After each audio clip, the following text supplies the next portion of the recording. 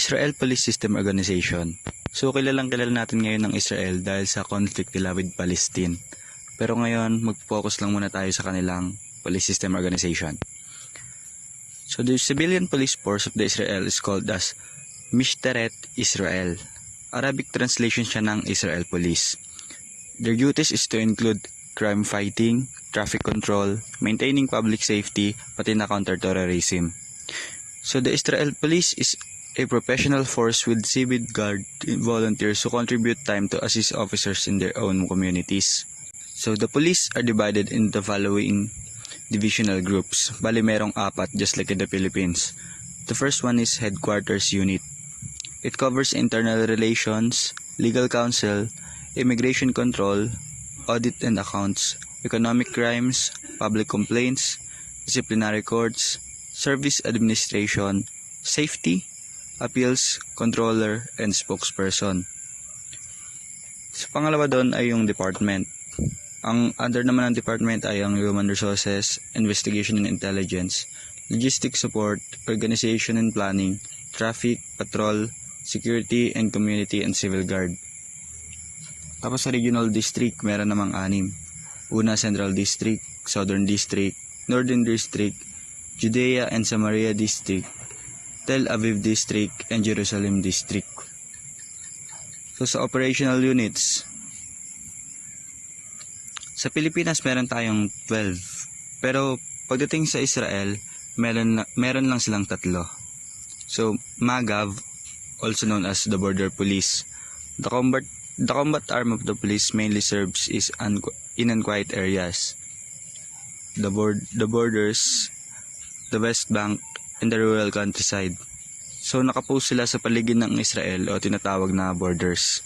Pangalawa, YAMAM, Special Police Unit. The Police Elite Counter-Terrorist Hostage Rescue Unit. It is also known as the most experienced and specialized in the world.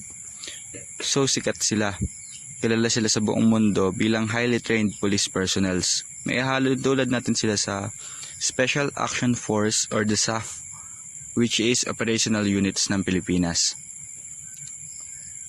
Pangatlo is the YASAM, the On-Call Counter-Terrorist Unit in each district. Bawat district, bali 6 yon.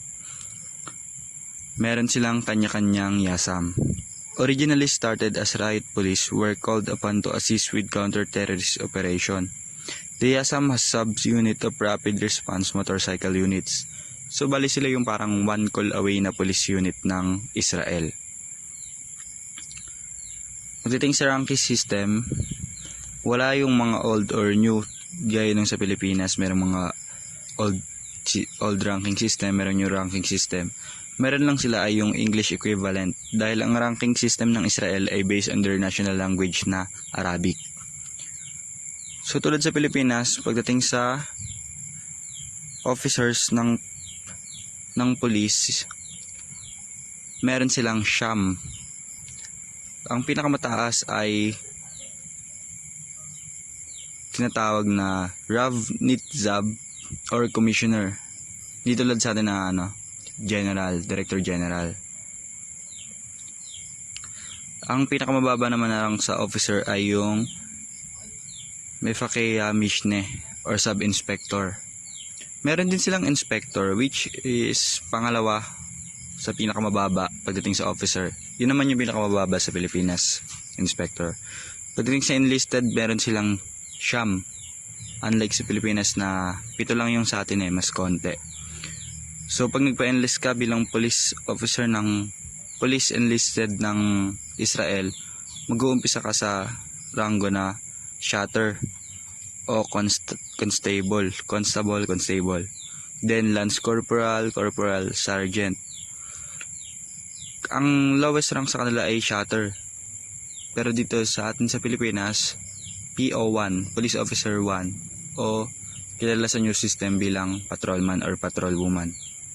Kung makikita nyo, iyan ang itsura ng mga ranking system sa Israel Police System. At ito naman ang kanilang logo. Para naman sa kanilang mga practices, meron sa kanilang tinatawag na civil guard volunteers o the civil guards. Ang mga civil guards na ito ay uma-under sa 4 to 6 hours per week na training. Also, tinutrain sila para sa mga different function para sa kanilang community, like para sa traffics, sa mga commission, and mga departments na kailangan ang pag-enforce ng law.